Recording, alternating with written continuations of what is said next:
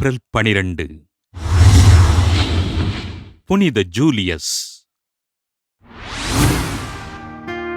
ரோமையினைச் சேர்ந்த ஜூலியஸ் கிபி 337 ஆண்டு பிப்ரவரி 6 கத்தோலிக்க திருச்சபையின் 35வது திருத்தந்தையாக பொறுப்பேற்றார்.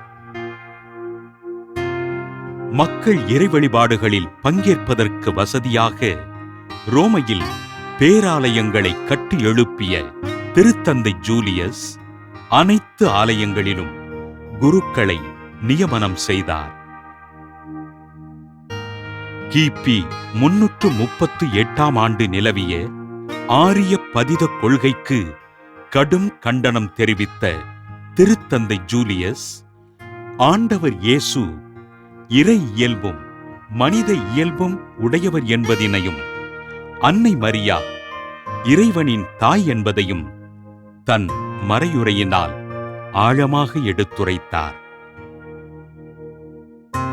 இவரது காலத்தில் மறையுரையில் சிறந்து விளங்கிய அருட்தந்தை அத்தானாசியூசினை அலெக்சாந்திரியோ நகரின் ஆயராக நியமித்த திருத்தந்தை ஜூலியஸ், அத்தானாசியாரின் தலைமையில் குருக்களை ஒருங்கிணைத்து ஆரிய பதித கொள்கையினை முறியடித்தார்.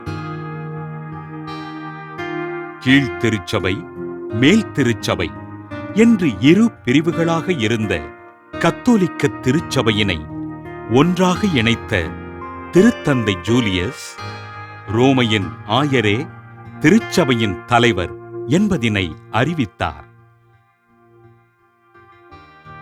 அக்கால திருச்சபையில் ஜனவரி 6 கொண்டாடப்பட்டு வந்த கிறிஸ்து பிறப்பு விழா மற்றும் திருக்காட்சி பெருவிழாவிற்கு மறுப்பு தெரிவித்த திருத்தந்தை ஜூலியஸ், கிறிஸ்து பிறப்பு விழாவினை டிசம்பர் 25 திருக்காட்சி விழாவினை ஜனவரி 3 கொண்டாடுவதற்கு ஆணை பிறப்பித்தார்.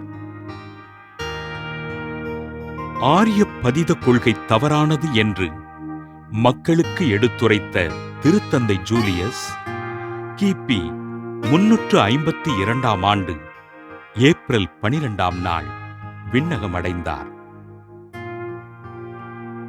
கத்தோலிக்க விசுவாசத்திற்காகவும் திருச்சபையின் வளர்ச்சிக்காகவும் அயராமல் உழைத்த திருத்தந்தை ஜூலியஸினை திரு அவை புனிதராக உயர்த்தியது. புனித ஜூலியஸ் திருவிழாவினை கொண்டாடுகின்ற நாம் இன்று திருச்சபையினை வழிநடத்துகின்ற நம் திருத்தந்தையின் கருத்துக்களுக்காக ஜெபிப்போம்.